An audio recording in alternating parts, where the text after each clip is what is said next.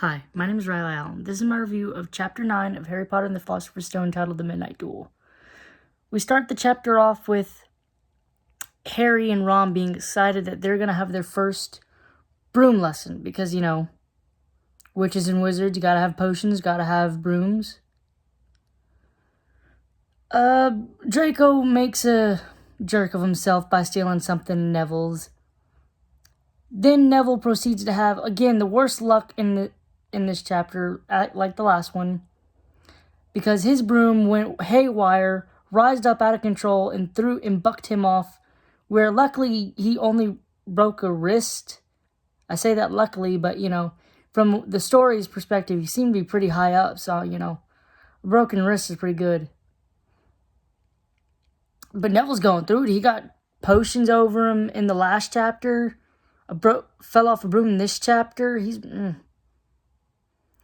Well, Draco proceeds to steal Neville's Remembrall, a gift that his grand sent him earlier in this chapter. And Harry, being Harry, attempts to get it back from Draco.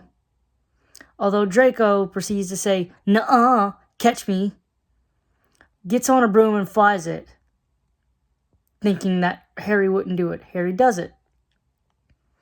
Meets him up, and basically calls Draco's bluff, saying, "You're not so tough without your big bodyguards, Crabbe and Goyle, now, huh?"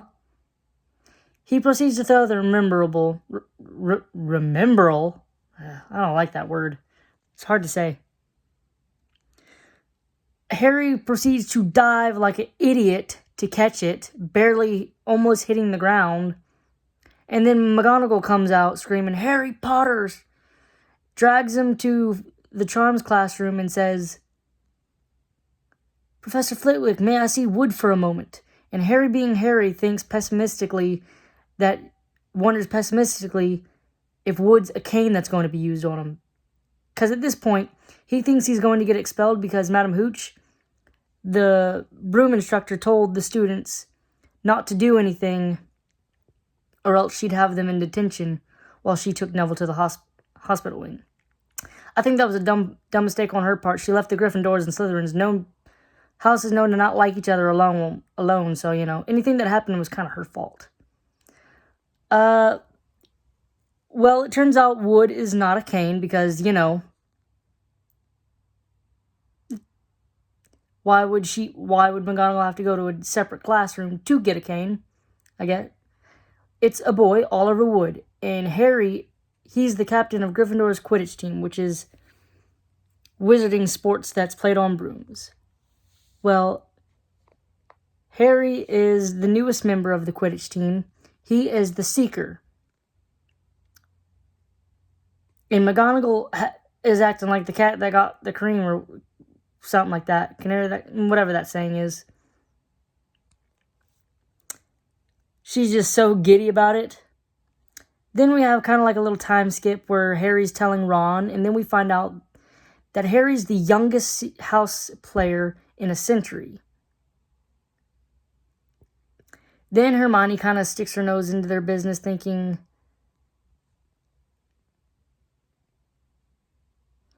no, Harry gets a broom from McGonagall. Neville kind of makes a jerk out of himself again. Challenges Harry to a duel, which is accepted on his behalf by Ron. Then Hermione kind of sticks her nose in their business, thinking that he probably thinks that this is a good reward for breaking the rules. I mean, Gurley's just putting her nose where it doesn't really belong. You gotta know when to quit. Ron and Harry haven't really made their dislike of Hermione exactly quiet at this point, so, all she's really doing is bringing trouble on herself. Well, the idiot 12-year-olds that are Ron and Harry accept the duel, of course, so they go out at night, and Hermione, again, sticking her nose where it doesn't really belong, follows them. Does she think that McGonagall's going to favor her or something? Like, if they're all caught outside of the bounds, she's going to get in trouble too. Because, again, why would McGonagall have reason to believe that she wasn't joining in their trouble? It wasn't really thought out. They also meet Neville, who despite being released from the hospital wing, got locked out of the tower because he couldn't remember the password. Not that it had done him any good anyways, because the password keeper, the fat lady, that's what they call her, not me, who's the portrait that blocks the Gryffindor Quidditch, the Gryffindor house room, has gone on a nighttime stroll, because paintings are alive in this universe, or have some type of sentience in this universe. Well, the four of them decide to stick together, go to where Draco said to meet him, only to find out, surprise, surprise, it's a setup. Who could have saw that coming? Well, they proceed to run from Filch and Mrs. Norris, the caretaker Filch and his cat. And they somehow get chased. They also run away from Peeves, the poltergeist. Then somehow they make their way to the third floor corridor, where they find the door that they're not supposed to go to if they don't wish a painful, excruciating death. And then Hermione proceeds to unlock it with a simple unlocking charm. And I'm assuming it's simple, because I don't think that a first year would be able to do anything that isn't really simple. That isn't simple. No matter how talented as Hermione seems to be, I don't think she could be able to do something that would be a third year, fourth year, or even fifth, I don't think she, especially since this is only like a month into schooling, I don't think she could even do some second year spells at this point,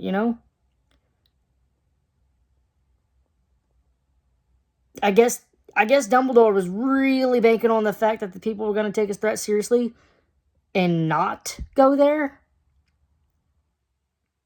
Or he thought that once they found out what was in there, they'd smartly nope right out of there, like Harry, Ron, Hermione, and Neville did when they found out that there was a massive good boy in there, aka a Cerberus.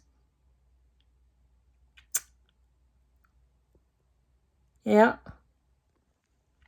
And then Ron, I don't remember Ron being this funny, because he says something along the line of, who would put a big old dog in there? If anything needs exercise, it's that thing.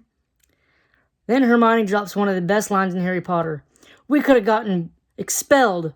No, we could have gotten killed, or worse, expelled. And then Ron says, you'd think we dragged her there, huh? God, gotta love Ron. Overall, I really did enjoy this chapter. I'm giving this one an 8 out of 10, because this is one of my favorite chapters so far. The banter between Ron, Hermione, Harry, Neville just being there along for the ride.